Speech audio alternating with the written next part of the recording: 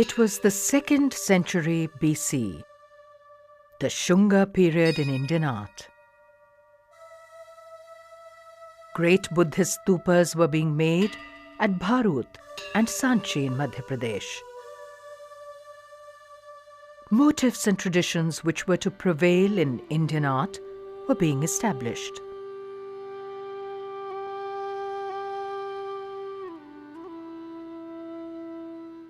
In the meantime, another great chapter of art was opening in Western India.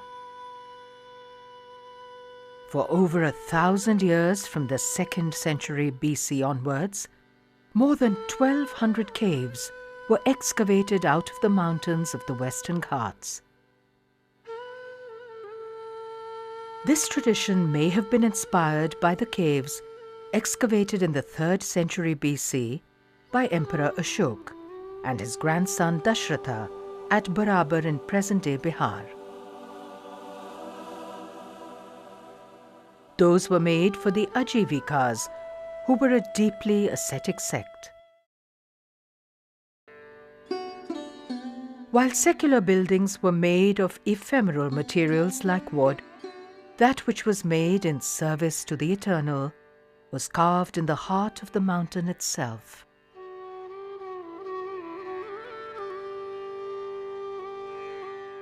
The first phase of prolific excavation was from the 2nd century BC till the 3rd century AD. Great Buddhist prayer halls and viharas for the residence of monks were made under the rule of the Satvahanas and the Kshatrapas. Though these kings revered Hindu deities, they patronized all religious establishments. Individual sculptures and pillars were donated by merchants, bankers, gardeners, farmers, fishermen, housewives and others, including many who were Greek.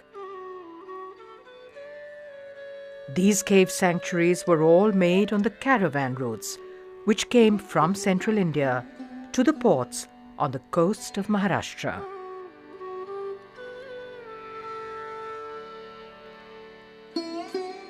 Perhaps it was the great prosperity on account of flourishing trade which made possible this era of magnificent rock-cut caves. Trade networks, both internal and with the Mediterranean, were expanding fast in this period. The Roman historian Pliny the Elder writes in 77 BC that Roman coffers were being emptied for buying too many fine textiles from India.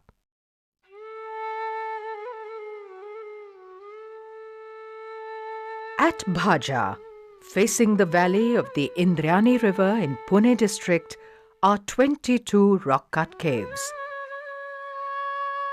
The Chaityagraha or prayer hall here was made in the 2nd century BC. Chaitya means an object of worship. The stupa deep inside continues as the focus of devotion. The mortal relics of the Buddha had been enshrined in a number of stupas. For Buddhists, the stupa became the symbol of his passage from the world of illusion and pain to that of eternal bliss. A horseshoe-shaped arch dominates the facade of the cave. The shape was first made in imitation of wooden architecture in the Barabar caves.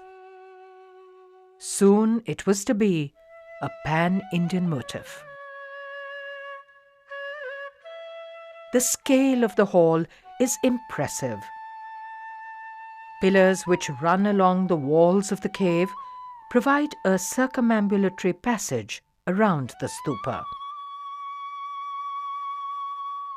The pillars lean inwards in imitation of wooden architecture.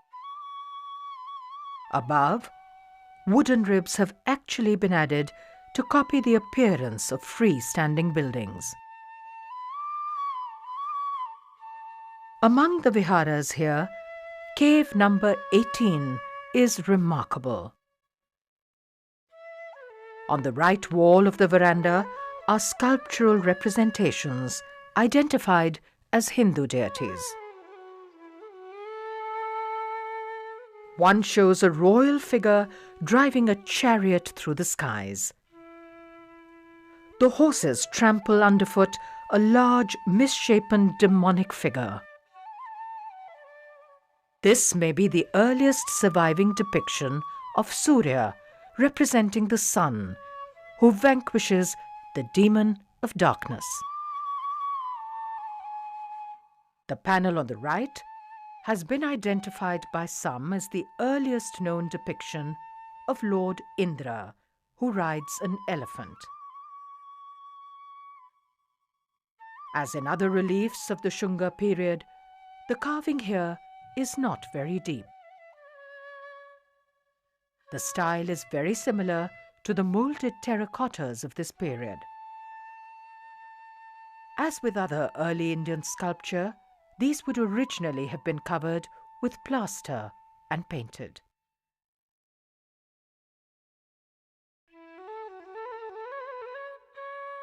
In a secluded gorge of spectacular natural beauty, about 50 kilometers northwest of Aurangabad, are the caves of Pitalkhora. Part of the hill face has disintegrated and the fronts of the caves have been lost.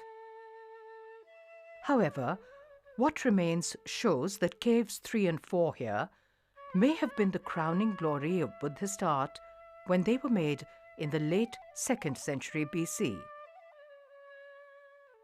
Paintings of the 6th and 7th centuries AD in the Chaitya Hall, Cave 3, show that the cave remained in use for at least 800 years. The conception of the entrance of Cave 4 is grand. It is as if the weight of the cave rests on the backs of life-sized elephants, which have been made in the plinth. Above the entrance was made Lakshmi, embodying abundance. She is also depicted often in the railings and gateways of the contemporaneous stupas at Bharhut and Sanchi. On either side we pass 2 well-executed dwarpalas, or guardians of doorways. They are life-sized and appear wide-eyed and filled with youthful vigor.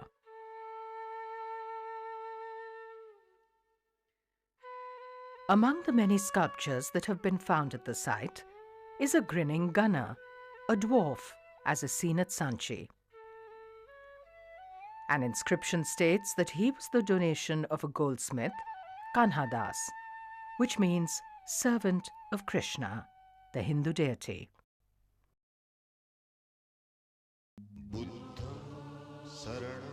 At Betsa, on the south face of the same range of hills as the Bhaja caves, is another magnificent site of excavations.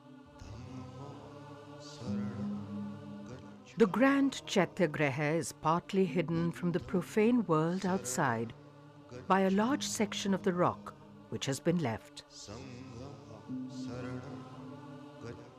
In the Indic tradition, that which is important is always kept away from the glare of common sight. We have to make an effort to gain the joy and peace to be found inside.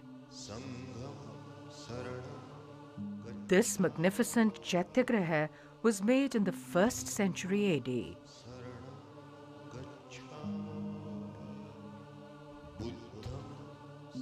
These are the earliest seen pillars rising out of Purna Ghatas, or vases of plenty. From now on, this becomes a common motif of Indic art.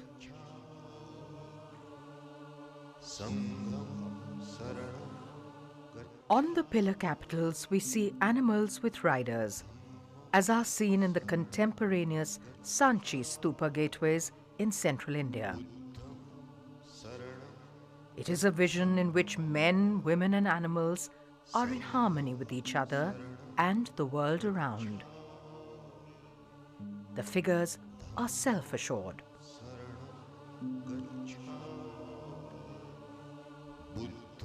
Side walls of the veranda have horseshoe-shaped arches, commonly termed as chaitya arches.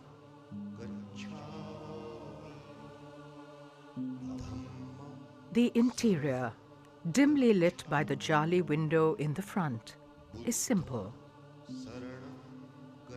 Leaving behind the profusion of images and sculptures, the heart of the mountain contains the stupa.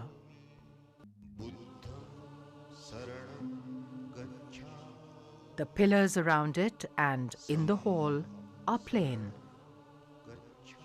The devotee has traveled from the world of illusory shapes outside to be closer to the truth in all its simplicity.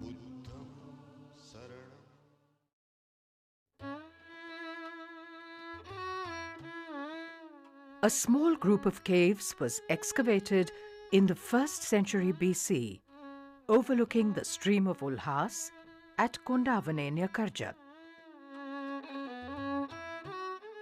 Despite its ruined state, the magnificent facade of the Chaityagraha exhilarates the visitor. The figures made here are delicately modelled and are graceful. There is a sense of natural ease in the depictions of these times. The men and women express emotions with freedom and warmth, not often seen in later representations. Next to the Chaityagraha is an impressive and spacious vihara. The ceiling has an elaborate imitation of a network of beams and rafters.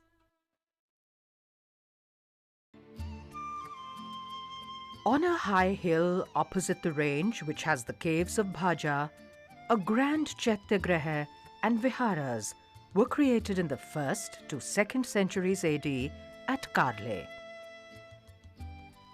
This is the largest of all Chaityagrahas to be carved out of the living rock. One must remember that these magnificent Chaityagrahas are not architecture really, but sculpture on an epic scale. For the Indian artist, the rock contains, in its heart, the divine. It is for him to but remove that which hides the image from our sight, to reveal the sacred nature of the hill. One can imagine how vast the task must have been to create such rock-cut shrines. The cutting of the rock began from top to bottom and front to back, creating the spaces and leaving stone for pillars to be shaped later. Even as the stone was hewn to create the structures, the finishing of the walls and the carving of detailed sculpture was taken up.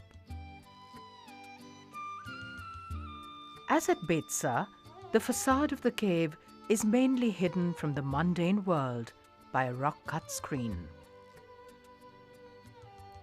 A recent shrine today further blocks the view. Outside the courtyard were 2 columns, of which one remains. On the side walls of the veranda are made large elephants, continuing the tradition seen at Pital Khora. The facade has on it 6 couples larger than life and filled with robust vitality. These are the yakshas and yakshis who embody abundance and fertility of nature, the forces that ensure the continuity of life. They were seen individually in the gateways of the stupas of Bharhut and Sanchi. Here they have come together as mithunas, or loving couples. Their closeness to each other in natural affection symbolizes the completeness of the world, of the harmony of the natural order. These are idealized human forms, presenting the symbolic essence of human life at its most vital. They graphically display the quality of prana, or the inner breath of Indian art.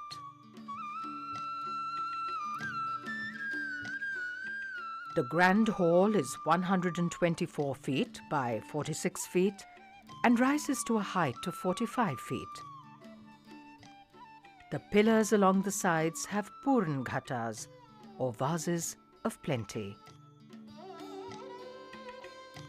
The capitals have seated animals carrying human figures. The ones facing the central passage are superbly rendered elephants. Each carries 2 onlookers, usually a couple and sometimes 2 women. They are seated in a friendly embrace and display a rare warmth. Inscriptions record the names of numerous individual donors who paid for the carving of various parts of the cave and its pillars. Worship continued at the site for at least 400 years, and there are later sculptures of the Vakataka period.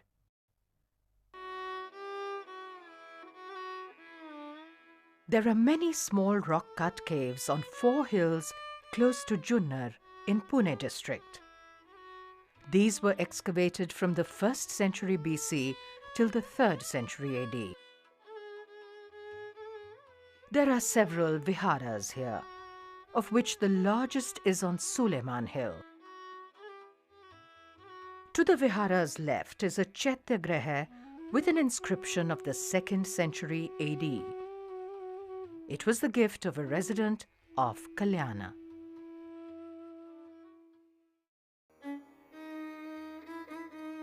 Within the Borivali National Park in Mumbai is the Buddhist cave site of Kanheri. It provides a view of developments in Buddhist art for 1,000 years from the 1st century AD onwards. The Chaityagraha Cave 3 was excavated in the reign of King Satkarni in the 2nd century AD. It has a courtyard with a rock-cut fence. Like Karle, it has 2 pillars in front. One pillar has a representation of the Buddha, the earliest one in Western India. The style of the figures here has similarities with the contemporaneous sculpture of the Mathura region of North India. The men and women have the sense of the breath and the movement of life. They display individual postures and have gentle expressions.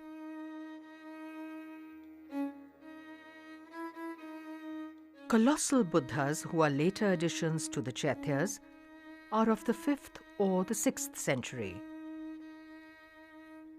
Later caves at this site present the pantheon of deities in the subsequent period of Buddhism.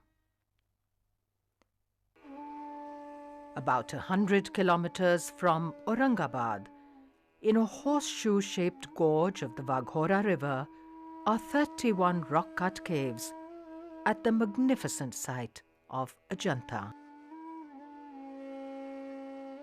The caves were excavated in 2 phases, one around the 2nd century BC and the second around the 5th and 6th centuries AD.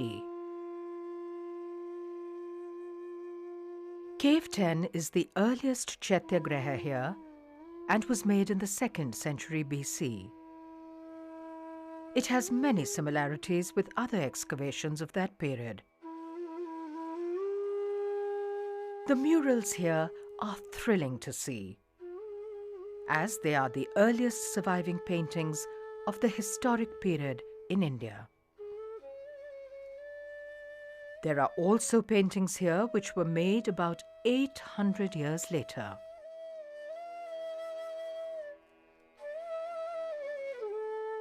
Cave 9 is a Chaityagraha of the 1st century. The facade has figures of the Buddha which were added in the later period. In the meantime, in the 1st century BC, near the east coast of India, Jaina rock-cut caves were being excavated by King Kharavela in Orissa. These depict the pan-Indian spread of ideas and motifs at that time.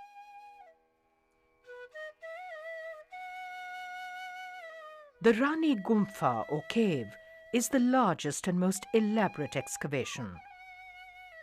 The courtyard and 2 stories of cells provide a view similar to the much later Buddhist caves at Ellora in western India. A new feature seen here are brackets incorporating figures. These were to become prolific in later Indian art.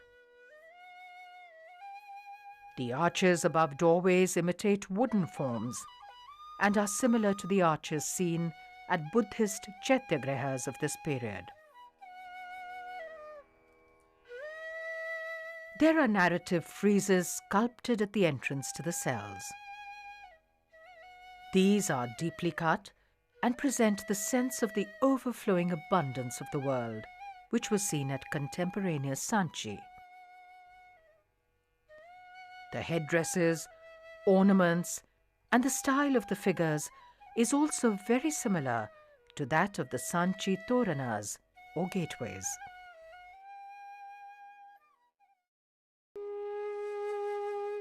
In the Shunga and Satvahana periods were formulated the themes and traditions of Indian art.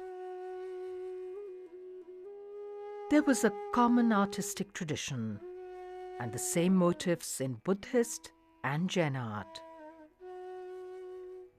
These included yakshas, yakshis, and the deity Lakshmi. While stupas with sculpted railings and gateways were made in central India, great rock-cut caves were excavated in the hills of western and eastern India. The exteriors had images of the life of nature. Deep in the silence of the mountain was simplicity itself. A symbolic representation of the escape from the illusions of the material world.